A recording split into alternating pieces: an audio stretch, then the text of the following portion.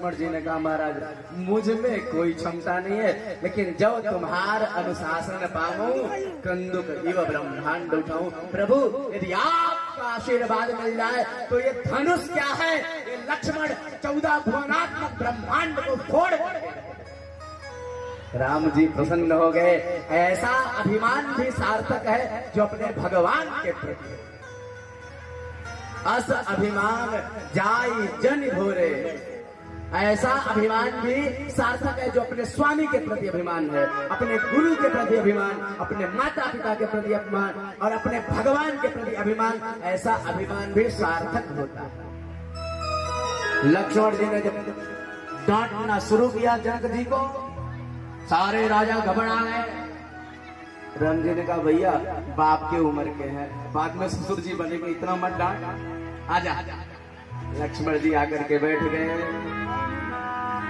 गुरुदेव विश्वामित्र ने राम जी की तरफ देखा और राम जी से कहा उठो राम भंजहु भव चापा, उठो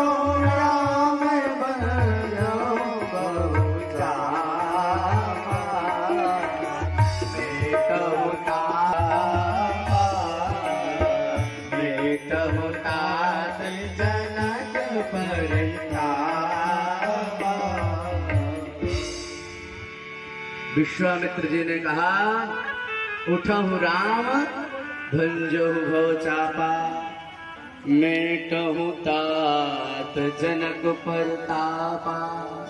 विश्वामित्र ने कहा हे रघुनंदन खड़े हो जाओ और जाओ। तुरंत गुरुदेव भगवान के चरणों में प्रणाम किया और राम जी को कोई प्रसन्नता नहीं हुई और कोई दुख नहीं हुआ। सहज भाव से भगवान राम उठे और धनुष की तरफ आगे बढ़ने लगे। जैसे ही रघुनंदन को धनुष की तरफ जाते हुए माता सीता की माता जी ने देखा, सहेलियों से सखियों से कहती हैं देखो अब कितना गड़बड़ कर रहे हैं ये लोग। इतने बड़े बड़े राजा महाराजा जिस धनुष को हिला नहीं पाए, ये छोटा सा बच्चा जिसके दूध के दांत अभी टूटे नहीं, ये विशाल धनुष कैसे उठाएगा। सभी सखियां समझाती है सुनो महारानी, तेजवंत लघु नारायणी, जो तेजवान होता है उसको छोटा नहीं समझना चाहिए। छोटा सा सूर्य तीनों लोगों में प्रकाश कर देता है, छोटा सा चंद्रमा अंधेरे को समाप्त कर देता है। वो जब आए चाप समीप राम जब आए, नर नारे नसुर सुकृत मनाए।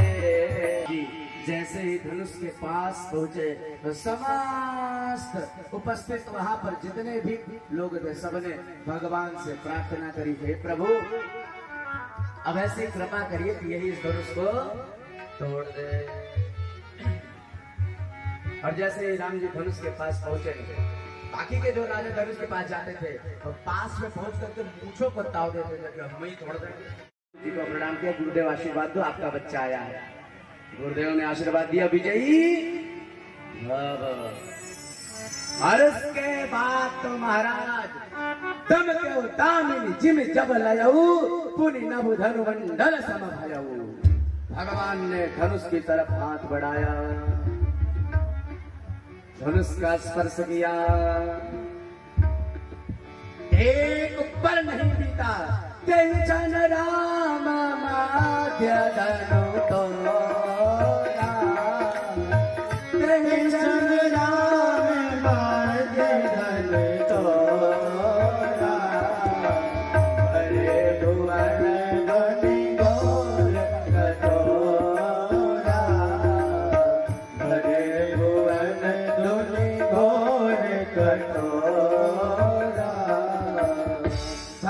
दाहिने हाथ को आगे बढ़ाया, धनुष को उठाया, बाएं हाथ से जो प्रत्यंचा चढ़ाई, महाराज धनुष के दो टुकड़े हो गए। भयंकर आवाज हुई, तीनों लोग कांप गया। बड़े बड़े ऋषि मुनि अमलात्मा विमलात्मा सबने कानों को बंद कर लिए, सारे राजा सिंहासन से नीचे गिर पड़े। में बिजलियां गड़गड़ाने लगी। पर भुवन घोर कठोर रवन विभाग चले चिक्कर डोल मही कोल पूर्व कलमल सूर्य सुर मुनि कर कान दीन सकल विकल विचारहि तो दंड खंड्यो राम तुलसी जयति वचन उचारहि तो दंड खंड्यो राम तुलसी जयति वचन उचारहि तो दंड खंड्यो राम तुलसी जयति वचन। बेटी यही आपके हैं।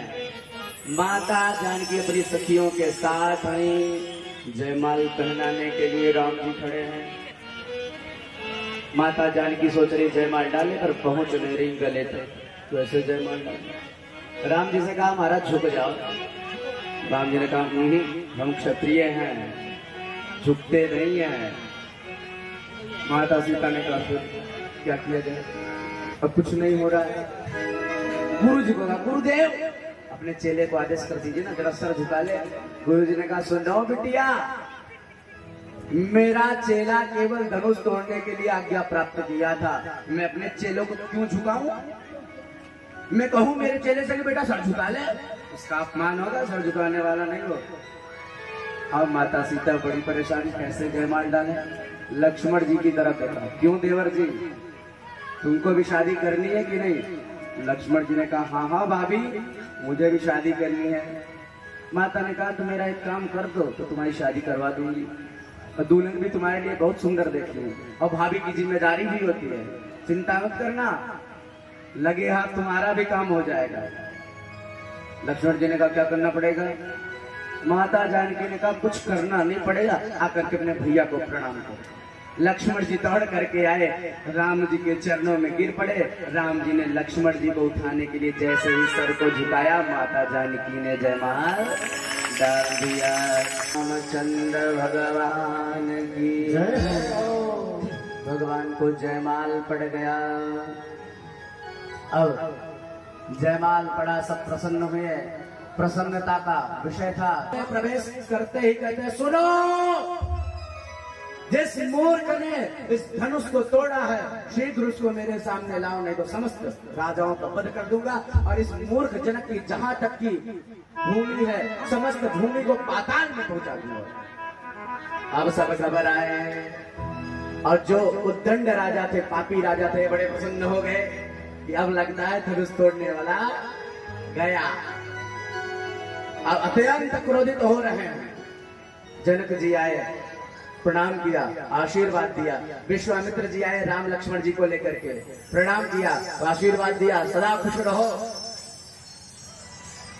विश्वामित्र जी ने कहा ये दशरथ जी के पुत्र है राम और लक्ष्मण, आशीर्वाद दिया, खूब प्रसन्न रहो। फिर इसके बाद पूछा ये बताओ धनुष किसने तोड़ा, और यदि धनुष तोड़ने वाला मेरे सामने नहीं आया तो मैं उसका वध कर दूंगा, और उसके साथ साथ समस्त राज समाज का भी वध कर दूंगा। खूब डांटना शुरू किया लक्ष्मण जी सामने। लक्ष्मण जी ने कहा महाराज एक धनुष टूट जाने से आप इतने दुखी हो? बहु धनुही तोरी लड़काई, कबहु न असुर सिटी न गोसाई। लक्ष्मण जी कहते महाराज बचपन में हमने बहुत सारे धनुष को तोड़ करके फेंक दिया, तब तो आप गुस्सा नहीं हुए, इस धनुष पर इतने गुस्से क्यों हो रहे? क्या बात है?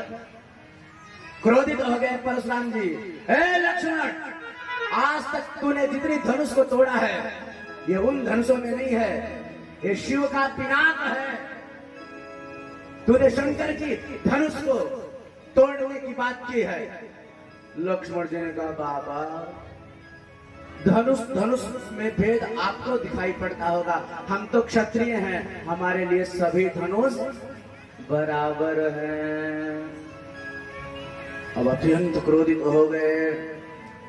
परशुराम जी ने कहा हे मूर्ख, तो बार बार मुझे चिढ़ा रहा है। रे नृप बालक काल बस बोलत तो न संहार। हे बालक, लगता है तेरे सर पर काल आकर के बैठ गया, इसलिए तू जो है मुझसे इतनी जुबान लड़ा रहा है। लक्ष्मण जी ने कहा महाराज इतना ही ज्यादा आपको तकलीफ है इस धनुष तोड़ने से तो जाओ सीमेंट मोरंग ले आओ इस धनुष को जोड़ लो। तब तो और क्रोधित हो गए। लक्ष्मण अब मेरा फरसा निकला, अब मैं तुझे छोड़ने वाला नहीं। विश्वामित्र मुझे दोष मत देना। अभी तक इसको बालक समझ करके छोड़ दे रहा था। लक्ष्मण जी ने कहा महाराज तो अभी तक आप जीवित इसलिए हैं क्योंकि आप ब्राह्मण हैं, मैं आपको विप्र समझ करके छोड़ रहा हूं। नहीं तो क्षत्रियों को कोई ललकारे तो स्वयं काल भी सामने खड़ा हो तो हम रघुवंशी डरने वाले नहीं, आपको विप्र समझ करके छोड़ रहा हूं। अब तो अत्यंत क्रोध आ गया, फरसा निकाल लिया, अब तो तेरा वध कर दूंगा। और जितनी बार मारने का प्रयास करते हाथ हो गई रुक जाता, अत्यंत कुपित होते। राम जी को लगा कि ये लड़का बात बढ़ा देगा तो राम जी स्वयं आ गए। राम जी ने कहा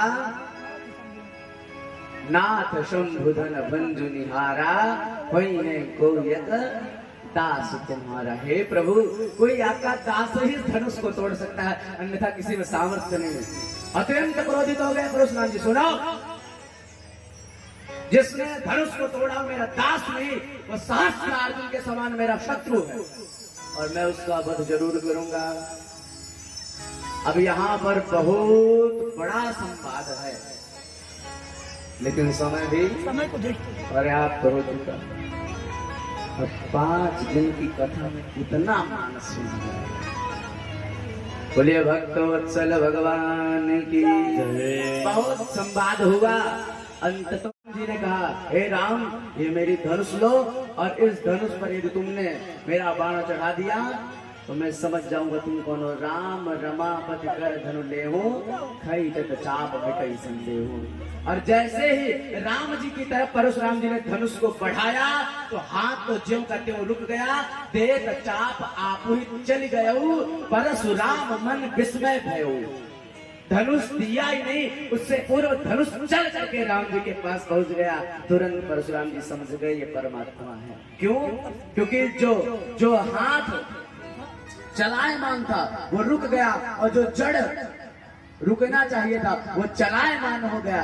इसका मतलब जो जड़ को चेतन करही जड़ ही करही चैतन्य। जो जड़ को चेतन करते हैं और चेतन को जड़ कर देते हैं ये साक्षात वही भगवान है। पहचान निकल आई। चरणों में प्रणाम किया, सारा समाज पुनः प्रसन्न हो गया। राम जी ने कहा महाराज आज धनुष पर बाण चढ़ गया है, अब बताओ इस बाणों से क्या करूं, क्योंकि मेरा बाण अमोघ है। एक बार चढ़ गया तो बिना लक्ष्य के वापस नहीं आता। क्या करूं? आपका वध तो कर नहीं सकता क्योंकि आप विप्र हैं। तो आपके पास 2 वस्तुएं बची। एक आपके तप का जो दिव्य लोक है, जो आपने तप करके दिव्य लोकों को अर्जन किया है, कहो तो उसका वध कर दे, या आपके अंदर जो कहीं भी आने जाने की शक्ति उसका नाश कर दे।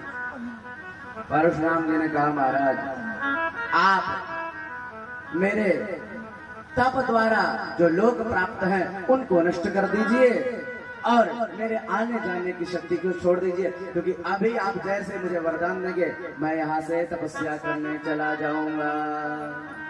भगवान के चरणों में प्रणाम किया और उसके बाद परशुराम जी वहां से प्रस्थान किए। बोलिए भक्त वत्सल भगवान। 5 लाख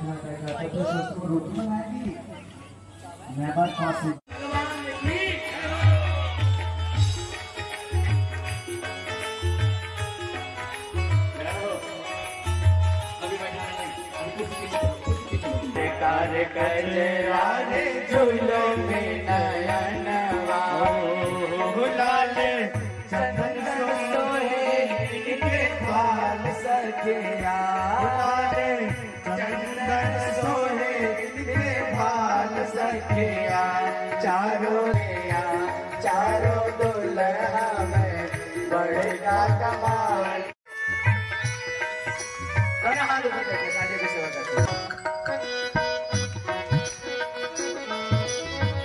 बोले श्री सीतारामचंद्र भगवान की जय हो।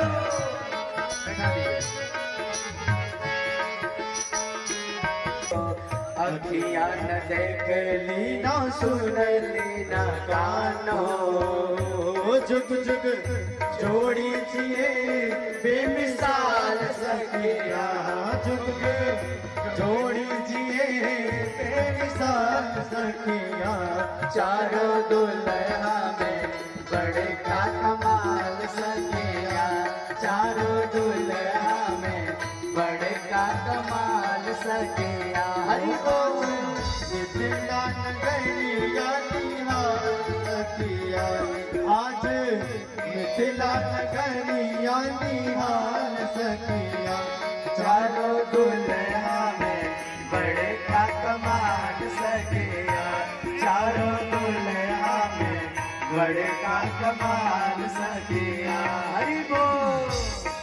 जो भगवान के विवाह में प्रसन्न है दोनों हाथ ऊपर करके तालियों की सेवा करते हुए झूमते हुए जय बोलिए अयोध्या नाथ भगवान की।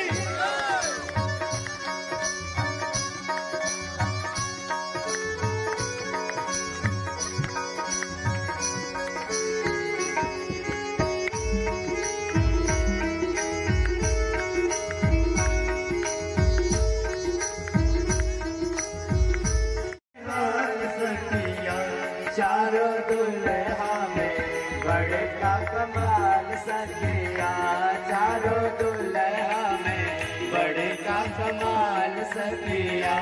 आज मिथिला नगरिया निहाल सखिया, आज मिथिला नगरिया निहाल सखिया। चारों दुल्हा में बड़े का कमाल सखिया, चारों दुल्हा में बड़े का कमाल सखिया। चारों दुल्हा में बड़े का कमाल सखिया। आज मिथिला नगरिया निहाल सखिया, आज बड़े का कमाल सखिया। चारों बोले दूल्हा सरकार की, दुल्हन सरकार की, श्री सीतारामचंद्र भगवान की। इस प्रकार चारों भैया का विवाह हुआ और विवाह के उपरांत चारों मन हो गया, जंगल चले गए। भरत जी मनाने आए, दशरथ जी का प्राण प्रयाण हुआ। पहुंचे भरत जी मनाने गए, राम जी वापस नहीं आए। खड़ाऊ को राजा मान लिया, खड़ाऊ मान करके राज सिंहासन पे आरूढ़ कर दिया। और इसके बाद आगे बढ़े तो माता जानकी का हरण हुआ, रावण ने जानकी जी का हरण किया। भगवान राम और आगे बढ़े, जटायु जी पर कृपा करी, विलाप हुआ और आगे बढ़े। सुग्रीव ने 11,000 वर्ष तक राज किया है, 11,000 वर्ष तक इस अयोध्या में राजा बनकर के विराजित हुए हैं। और अपनी पत्नी सीता के सहित 100 से ज्यादा समेत यज्ञ किए और यज्ञ करने के उपरांत भगवान समस्त अयोध्या वासियों के साथ